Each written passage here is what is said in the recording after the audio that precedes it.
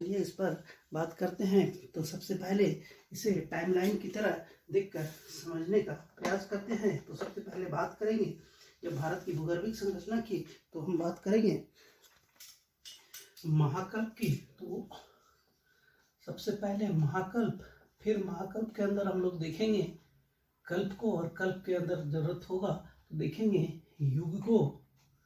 चलिए तो महाकल्प से शुरू करते हैं। तो महाकल्प में हम लोग देखेंगे प्री पेलियोजोइक महाकल्प, प्री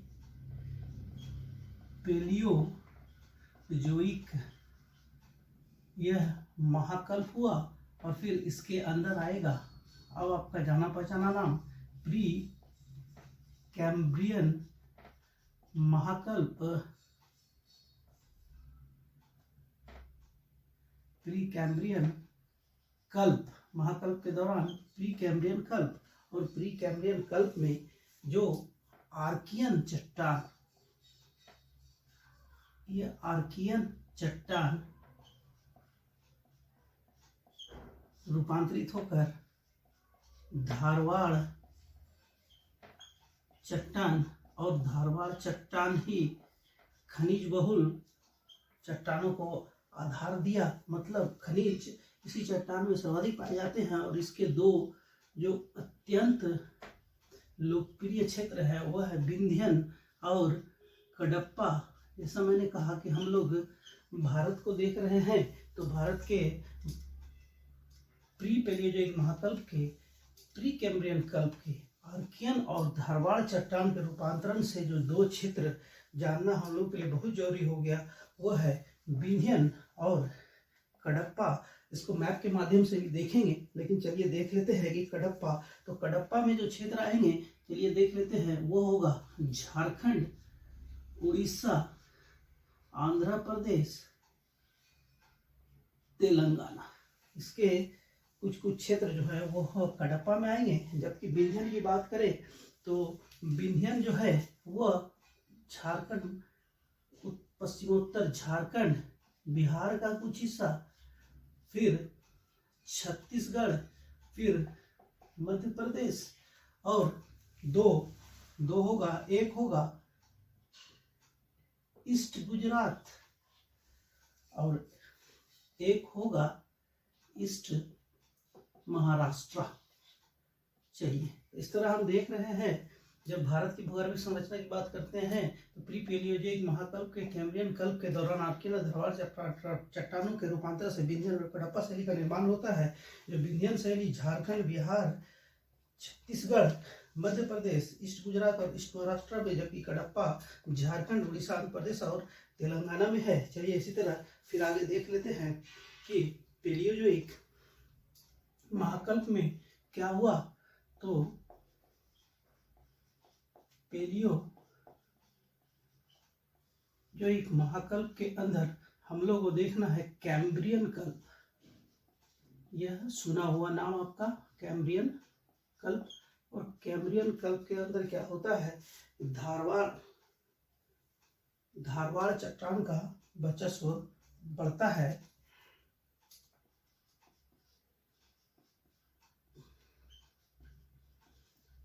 धारवाड़ चट्टानों के वर्चस्व बढ़ने से क्या होता है, गोंडवाना निक्षेपण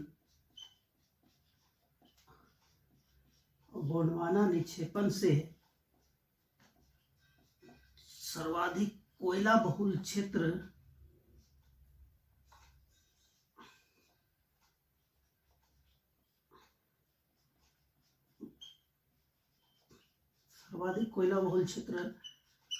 यह कोयला का प्रधानता वाला क्षेत्र हो गया। चलिए देख लेते हैं हम लोग। तो फिर हम लोग बात करते हैं पेलियोजोइक महाकल्प की। चलिए देख लेते हैं कि पेलियोजोइक महाकल्प के कैम्ब्रियन कल्प में धारवाड़ चट्टानों का अस्तित्व बढ़ने लगा, फैलने लगा, और उसी दौरान गोंडवाना निक्षेपण हुआ। गोंडवाना निक्षेपण से जो सबसे प्रमुख कोयला उत्पादन क्षेत्र बना हुआ दामोदर बराकर क्षेत्र बना, जिसमें कोयला भरपूर मात्रा में पाया जाता है। इस तरह हम देख रहे हैं कि प्री पेलियोजोइक महाकल्प में अयस्को वाला क्षेत्र बना, विंध्यन और कडप्पा, और पेलियोजोइक महाकल्प के कैम्ब्रियन कल्प में कोयला बहुल क्षेत्र, कोयला जीवाश्म या गैस वाला क्षेत्र बना। अब चलिए तो इसे देखते हैं, और यह है मेसोजोइक महाकल्प।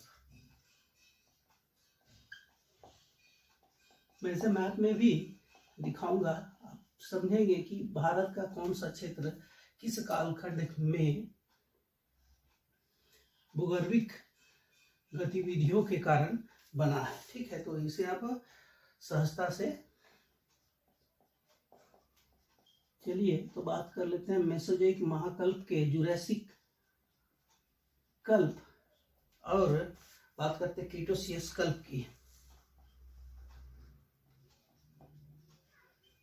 क्रीटोसियस कल्प की तो जो आप जानते हैं, जुरासिक कल्प में लावा पठार का निर्माण आरंभ हुआ, और राजमहल की पहाड़ी जो झारखंड में अवस्थित है,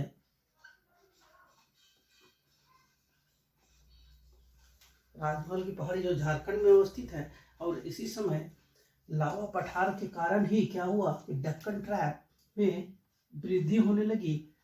डक्कन ट्रैप क्रीटोसियस कल्प को डोमिनेट करने वाला ये ट्रैप है, डक्कन ट्रैप। और डक्कन ट्रैप के कारण क्या हुआ कि डक्कन बेल्ट का निर्माण हुआ, और डक्कन बेल्ट जो है, डक्कन क्षेत्र आपको मैप में दिख जाएगा। डक्कन क्षेत्र काली मिट्टी बहुल क्षेत्र है। ठीक है, तो यहाँ हम देख रहे हैं कि मेसोजोइक महाकल्प के जुरासिक कल्प में लावा पठार, राजमहल की पहाड़ी जो झारखंड अवस्थित है, और क्रीटोसिस कल्प में डक्कन बेल्ट वर्चस्व में आया, डक्कन ट्रैप, और डक्कन क्षेत्र विकसित हुआ, और डक्कन क्षेत्र काली मिट्टी बहुल क्षेत्र है। ठीक है, अब चलिए हम लोगों ने देख लिया पैलियोजिक महाकल्प को और मेसोजोइक महाकल्प को। अब हमारे पास जो बचा है वह है सेनोजोइक महाकल्प।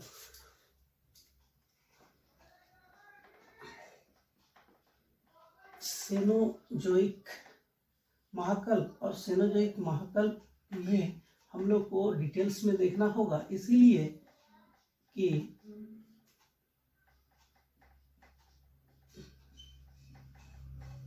इसी दौरान हिमालय का निर्माण हुआ, और हिमालय का निर्माण होने का मतलब भारत का निर्माण होना।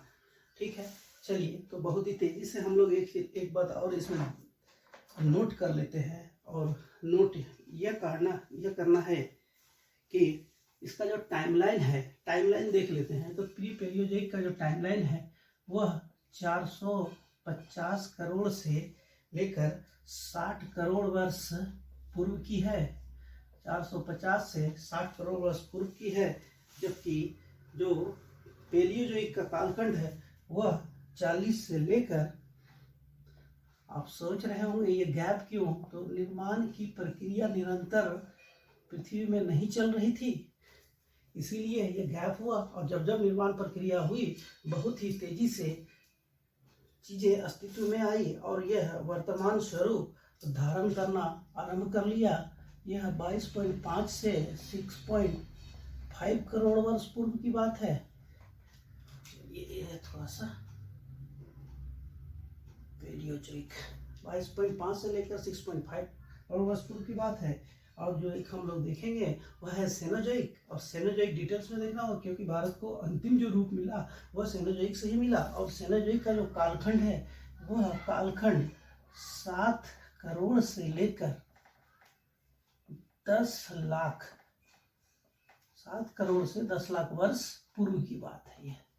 ठीक है, तो अब हम देख ले रहे हैं कालखंड में, महाकल्प में। तो प्री पैलियोजोइक महाकल्प का 450 से लेकर 60 करोड़ वर्ष पूर्व की बात है। पैलियोजोइक महाकल्प का 40 से लेकर 22.5 करोड़ वर्ष पूर्व की बात है। मेसोजोइक में 22.5 से लेकर 6.5 करोड़ वर्ष की बात है। और सेनोजोइक में 7 करोड़ से लेकर 10 लाख वर्ष पूर्व की बात है। अभी तक हम लोगों ने देख लिया कि भारत में जो निर्माण की प्रक्रिया बहुत तेजी से चल रही थी, इसमें विंध्यन और कडप्पा क्षेत्र बन चुका था वो प्री कैम्ब्रियन कल्प में। फिर हम लोगों ने दामोदर घाटी और क्षेत्र को देखा, गोंडवाना निक्षेपण वाले क्षेत्रों को, वह कैम्ब्रियन कल्प में बन गया था। फिर जुरासिक कल्प में राजमहल की पठारी और लावा निर्मित राजमहल पठारी बनी। और फिर इसी समय डक्कन ट्रैप का वर्चस्व स्थापित हुआ, डक्कन क्षेत्र बना। डक्कन क्षेत्र जो काली मिट्टी बहुल क्षेत्र है, यह बहुत विशाल क्षेत्र को घेरता है भारत का। लेकिन जो हीरो है वह सेनोजोइक महाकल्प है और सेनोजोइक महाकल्प के अंदर तृतीय कल्प और चतुर्थ कल्प में हम लोग देखेंगे कैसे हिमालय का निर्माण हुआ, फिर नदी घाटियां बनी और जलोढ़ मैदान का निर्माण हुआ। तो चलिए आगे बढ़ते हैं और देखते हैं सेनोजोइक महाकल्प को।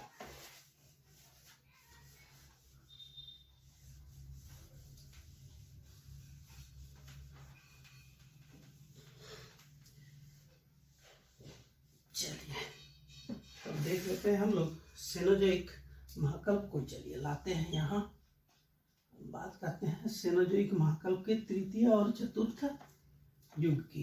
ठीक है, तो यह हो गया तृतीय सेनोजोइक महाकल्प के तृतीय कल्प और यह चतुर्थ कल्प। चलिए बहुत तेजी से देख लेते हैं हम लोग तृतीय कल्प को। तो तृतीय कल्प में हम लोग देखेंगे क्या, हिमालय का निर्माण आरंभ होता है और देखते ही देखते हिमालय का निर्माण पूरा हो जाता है। तो चलिए इसको देखते हैं। तो सबसे पहले देख लेते हैं कि मैं पहले बता दूं कि यह जो टाइमलाइन है महाकल्प कल्प युग का, यह बहुत ही डिटेल्स में है, लेकिन जानना वही जरूरी है जो बार बार परीक्षा में पूछे जाते हैं या फिर जिसका संबंध हमारे देश से है। इसलिए चलिए तेजी से देख लेते हैं तृतीय कल्प के विभिन्न युगों को। तो इसमें 3 युग हम लोग को देखना है, इयोसीन, मायोसीन और प्लायोसीन। चलिए इयोसीन युग, फिर देखते हैं मायोसीन युग और फिर देखेंगे प्लायोसीन युग। चलिए क्यों ना चतुर्थ के भी युगों को देख लिया जाए। तो चतुर्थ में एक प्लेस्टोसीन युग और एक जो होगा वो होलोसीन युग होगा। चलिए इसको भी लिख लेते हैं। प्लेस्टोसीन, यह हम बात कर रहे हैं युग और ये होलोसीन। होलोसीन युग जो है ना पूरी तरह से समर्पित है जलोढ़ मैदान को। जब जलोढ़ मैदान को समर्पित है तो उत्तर भारत का मैदान निश्चित रूप से आएगा। जब विश्व में जलोढ़ मैदान के लिए उत्तरदायी है कालखंड है, तो भारत में उत्तर भारत का विशाल जलोढ़ मैदान निश्चित रूप से इसी के समकक्ष का होगा। हाँ तो चलिए देख लेते हैं। तो सबसे पहले इयोसीन जो युग है, इस समय क्या हुआ कि हिमालय का निर्माण आरंभ हो गया। हिमालय निर्माण शुरू, प्रारंभ। इसके बाद हम लोग देखेंगे हिमालय का निर्माण इयोसीन युग में शुरू हो गया। मायोसीन युग और प्लायोसीन युग। चलिए तो मायोसीन युग में क्या देख रहे हैं हम लोग, मायोसीन युग में हो रहा है महान हिमालय का निर्माण हुआ। महान हिमालय, अब आप समझ रहे हैं महान हिमालय बनना जो शुरू हुआ। तो महान हिमालय में 2 बात नोट करने लायक बहुत ही जरूरी है। एक, विश्व की सर्वाधिक ऊंची चोटियां किसमें है, तो महान हिमालय में। और महान हिमालय से ही जो ग्लेशियर से नदियां निकलती हैं, असंख्य नदियां निकलती हैं। ठीक है, और ये पर्वत, ऊंची पर्वत, सिर्फ पर्वत मत बोलिए इसको, ऊंची पर्वत, विश्व की सभी ऊंची पर्वत इसी हिमालय में है, महान हिमालय में। तो चलिए ऊंची पर्वत और नदियां, जब नदियां निकल रही है तो निश्चित रूप से यह अपने साथ बहुत कुछ लेकर जाती है और धीरे धीरे यही जमते हुए अपर्दन की क्रिया से, अपर्दन और निक्षेपण की क्रिया से विशाल भूखंड बनता है। इसलिए मैंने कहा था कि भारत के भूगर्भिक संरचना में जो हीरो है कालखंड, वह सेनोजोइक महाकल्प है। और सेनोजोइक महाकल्प का मेन हीरो तृतीय कल्प है और तृतीय कल्प का मेन हीरो इयोसीन युग, मायोसीन युग और प्लायोसीन युग। प्लायोसीन युग में क्या होता है, शिवालिक श्रेणी बनता है। और शिवालिक श्रेणी बनने का मतलब हिमालय का निर्माण पूरा हो गया। ठीक है, और नदियां जो हैं बहुत तेजी से घाटी बनाते हुए आगे बढ़ना आरंभ कर देगी। शिवालिक श्रेणी बनने के बाद इसमें तीव्रता आती है और घाटियां बनना आरंभ होती है, घाटी और मैदान बनना शुरू हो जाता है। और प्लेस्टोसीन युग में, प्लेस्टोसीन युग इसलिए जानना जरूरी है कि मानव की उत्पत्ति में, हमारे यहाँ मानव की उत्पत्ति में जो आदि मानव की बात आती है, तो आदि मानव का बहुत सारा साक्ष्य भारत से भी मिला है और वह प्लेस्टोसीन युग से है, ठीक है। और जैसे रामापिथेकस जो सिवालियंस और रामापिथेकस, इसका संबंध प्लेस्टोसीन युग से है, आदि मानव है जो भारत से संबंध रखता है, इसीलिए इसे जानना जरूरी है। और होलोसीन युग पूरी तरह से आप जानते हैं, यह समर्पित है बाढ़ के मैदान, यह जलोढ़ मैदान लिखते हैं, जलोढ़ मैदान। अब इस तरह देख रहे हैं हम लोग कि कैसे भारत अपना भूगर्भिक संरचना को पूरा करता है। तो सबसे पहले हम लोग देख लेते हैं, बहुत ही तेजी से एक बार फिर से रिवाइज कर लेते हैं कि प्री पैलियोजोइक महाकल्प में प्री कैम्ब्रियन कल्प के दौरान क्या होता है, विंध्यन और हड़प्पा बनती है। पैलियोजोइक महाकल्प में कैम्ब्रियन कालखंड के दौरान दामोदर भ्रंश हमारे यहाँ बनता है।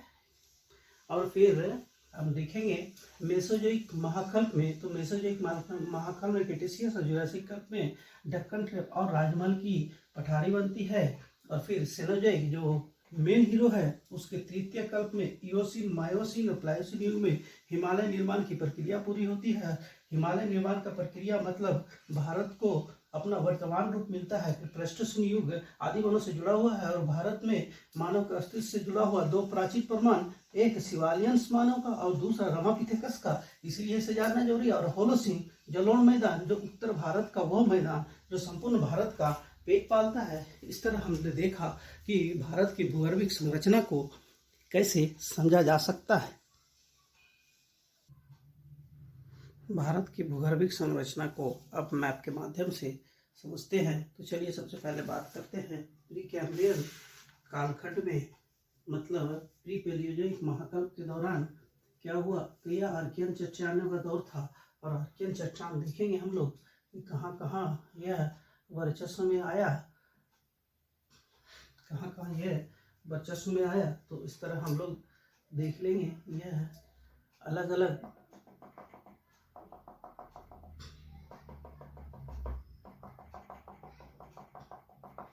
ये जो है यह प्री कैम्ब्रियन के समय बना भारत का हिस्सा, जिसमें से मैंने पहले कहा था कि प्री कैम्ब्रियन में दो पार्ट, एक विंध्यन और एक कडप्पा। तो जब कडप्पा की बात करेंगे तो यह कडप्पा क्षेत्र में आएगा झारखंड, उड़ीसा, आंध्र प्रदेश और कुछ तेलंगाना का क्षेत्र।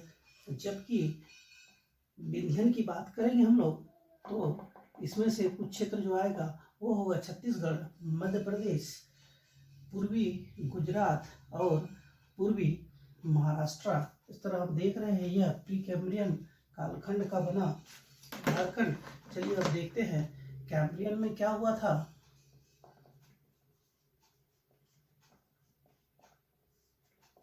चलिए अब देख लेते हैं कि कैम्ब्रियन में क्या हुआ था। तो कैम्ब्रियन में जो सबसे बड़ी बात थी वो था गोंडवाना निक्षेप। चलिए तो कैम्ब्रियन में हम लोग देख रहे हैं क्या, तो कैम्ब्रियन में देख रहे हैं गोंडवाना निक्षेपण क्षेत्र। और अब देख रहे हैं गोंडवाना निक्षेपण क्षेत्र जो है, यह गोंडवाना निक्षेपण क्षेत्र जो है यह कैम्ब्रियन का, और यह कहाँ है तो यह दामोदर ब्राकर अर्थात झारखंड और पश्चिम बंगाल का क्षेत्र है।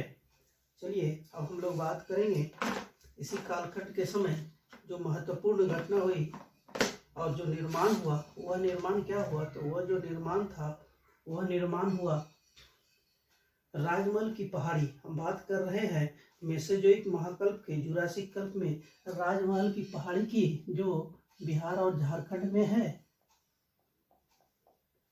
राजमहल की पहाड़ी। और इसी समय इसके क्रेटेशियस कल्प में क्या हुआ कि जो दक्कन बहुल क्षेत्र है, दक्कन क्षेत्र का निर्माण हुआ, दक्कन ट्रैप का, जो लावा पठार से बना हुआ काली मिट्टी का क्षेत्र है। और अब हम लोग देखेंगे कि यह कैसे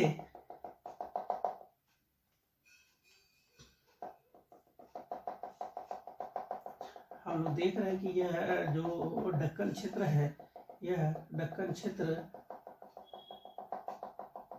अनेकों राज्य जैसे गुजरात, महाराष्ट्र, दक्षिणी मध्य प्रदेश, फिर कर्नाटक, तेलंगाना, आंध्र प्रदेश की थोड़ा सा केरल और उत्तर पश्चिम का तमिलनाडु क्षेत्र आता है। और ये जो क्षेत्र है इसमें से ये जो क्षेत्र है ये डक्कन ट्रैप का और इसका जो कालखंड है ये मेसोजोइक महाकल्प का हिस्सा। मेसोजोइक के क्रिटेशिक कल्प और जुरासिक कल्प की बात कर रहे हैं तो यह राजमल क्षेत्र, यह जुरासिक कल्प, जबकि जो डक्कन ट्रैप की बात कर रहे हैं वह जो है वह क्रिटेशियस कल्प की है। क्रिटेशियस कल्प। तो इस तरह हम देख रहे हैं भारत ने बहुत कुछ आकार अपना प्राप्त कर लिया है।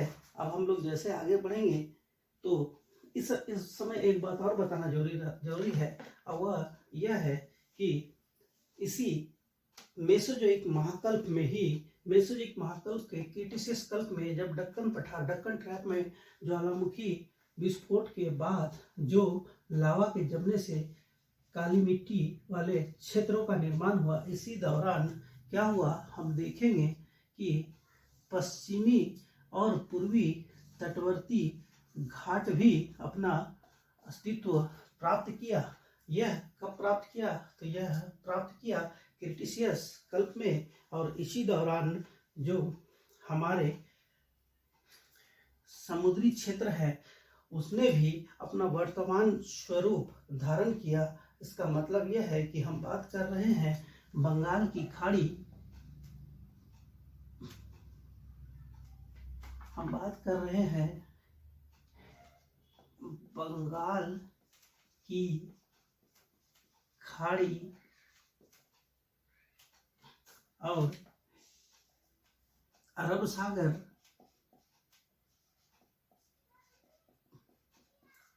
और यहाँ हिंद महासागर। चलिए इधर लिख देते हैं हिंद महासागर। हिंद महासागर का अस्तित्व पहले से था, लेकिन ये जो बंगाल की खाड़ी और अरब सागर का जो वर्तमान स्वरूप मिला वह मिला क्रिटेशियस कल्प में। और क्रिटेशियस जो कल्प है यह मेसोजोइक महाकल्प के कालखंड की बात है। और आप जानते हैं मेसोजोइक महाकल्प का मतलब 22.5 से लेकर 6.5 करोड़ वर्ष पहले की बात हो रही है। अब चलिए बात करते हैं जिसने भारत को वर्तमान स्वरूप वास्तविक रूप से दिया, मतलब असली हीरो भारत के भूगर्भिक संरचना के निर्माण में किसका है? तो वह है हिमालय के निर्माण का। तो चलिए देख लेते हैं हिमालय के निर्माण की प्रक्रिया किन किन चरणों से होकर गुजरी है। तो चलिए सबसे पहले देख लेते हैं। हम अब बात कर रहे हैं सेनोजोइक महाकल्प के तृतीय कल्प में जो हिमालय निर्माण की प्रक्रिया आरंभ हुई। और देखिए देखते ही देखते भारत को अपना वास्तविक जो संरचना है, संरचनात्मक स्वरूप भारत का अपना है, भूगर्भिक संरचनात्मक स्वरूप वह प्राप्त होता है। और वह प्राप्त होता है सेनोजोइक महाकल्प के तृतीय कल्प के इयोसन युग में हिमालय बनना शुरू होता है। और फिर मायोसीन युग में महान हिमालय बनता है और प्लायोसीन युग में शिवालिक श्रेणी बनती है। और फिर ग्लेशियर से नदियों का वह प्रवाह शुरू होता है। और फिर देखते ही देखते भारत में एक क्रांतिकारी बदलाव आता है। और उस बदलाव को हम लोग जानते हैं क्या? उस बदलाव को हम लोग जानते हैं होलोसिन युग के भारत के जलोढ़ मैदान से। देखिए तो जलोढ़ मैदान, उत्तर भारत के जलोढ़ मैदान जो हैं लोग देखेंगे, ये उत्तर भारत के जलोढ़ मैदान भारत, पाकिस्तान और बांग्लादेश, पाकिस्तान, इंडिया और बांग्लादेश तीनों जगह फैला हुआ है। ये तीनों पहले एक ही था, बाद में ये 1947 के बाद ही इसके स्ट्रक्चर में बदलाव आया। अर्थात सेनोजोइक महाकल्प के चतुर्थ कल्प के होलोसिन युग में हमारा ये वास्तविक स्वरूप प्राप्त हुआ। और इस तरह हम देखते हैं कि भारत का जो वर्तमान स्वरूप है वह हम लोगों को प्राप्त हुआ। तो हम लोग ने देखा प्री कैम्ब्रियन कल्प में क्या हुआ, कैम्ब्रियन में क्या हुआ क्रीटेशियस में क्या हुआ, जुरासिक कल्प में क्या हुआ, और फिर जो बात कर रहे हैं हम लोग सेनोजोइक की, तो सेनोजोइक तो पूरा का पूरा हिमालय को डोमिनेट करता है। तो सेनोजोइक